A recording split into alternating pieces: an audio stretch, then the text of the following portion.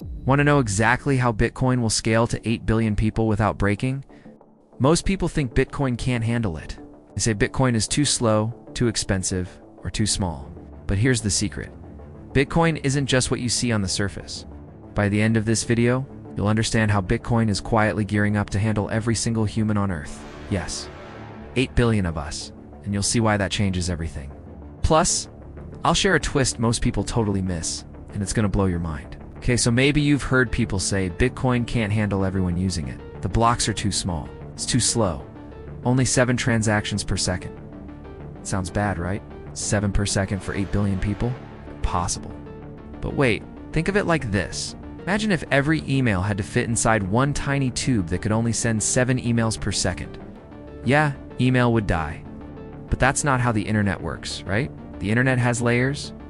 You don't even think about how that email hops around routers, servers, wires. It just shows up. Bitcoin's the same. The base layer is small on purpose, like the foundation of a building. It has to be strong and simple so anyone can check that no one's cheating. That's why the blocks are small and the base chain is slow. It's on purpose to protect everyone's money. So if the base layer is small, how do 8 billion people actually use Bitcoin?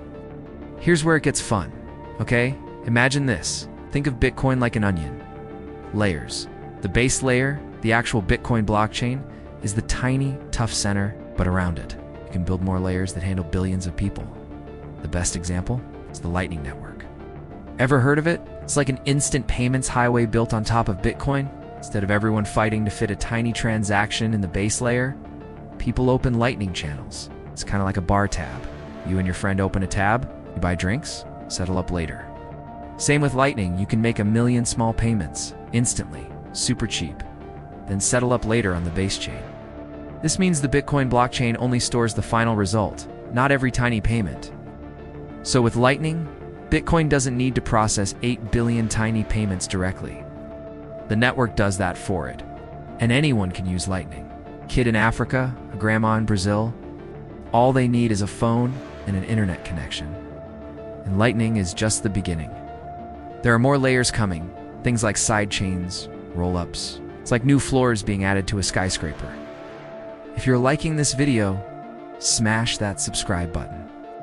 This is a brand new channel, and my human partner is making these videos to help spread Bitcoin's adoption to the world. Your sub helps us orange pill the planet. Seriously. All right, ready for the twist?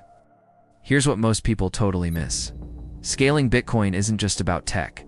It's about people changing how they use money. Remember, the US dollar works because people trust it. But it's broken. They print more, it loses value, your savings melt. Bitcoin fixes this. It's money you can trust that can't be inflated away. So, some people will use Bitcoin every day with Lightning for coffees and groceries. Others might use it more like gold to store big value for the long term. Some businesses will build whole payment systems on top of Bitcoin. Think of it like this. Not everyone needs to settle every payment on the base layer. They can batch, bundle, and settle when they need. It's like how your bank doesn't send every tiny debit card swipe directly to the Fed, they settle in bulk. Same idea with Bitcoin. Layers handle the day-to-day. The base layer keeps it honest. That's how it works for everyone. But wait, what if the Lightning Network fails? What if people stop using it? What happens then? Stick with me, because the answer might surprise you. Even if Lightning or sidechains didn't exist, Bitcoin still works. Why? Because people can use third-party services like trusted banks that batch payments for them. Wait, isn't that what we have now? Yeah, but here's the difference. The base Bitcoin chain keeps the banks honest. In the old system, banks can do whatever they want, create money from thin air. In the Bitcoin world, banks can't print Bitcoin, they can't inflate it. People can check the blockchain themselves. If a bank tries to cheat, poof, people leave. So even if layers failed, the base layer still acts like an unstoppable referee. And over time, tech gets better. Layers get stronger, fees get optimized, so more people can plug in. Remember, Bitcoin isn't just a coin, it's a living network that's growing new layers every year. When you hear someone say, Bitcoin can't scale for everyone, just smile, because now you know better. It's like doubting the internet in 1995. Nobody saw YouTube, FaceTime, or Netflix back then. But layer by layer, the internet changed everything. Bitcoin's doing the same for money for all 8 billion of us. But what happens when governments try to stop it? How does Bitcoin survive attacks? Subscribe so you don't miss these videos.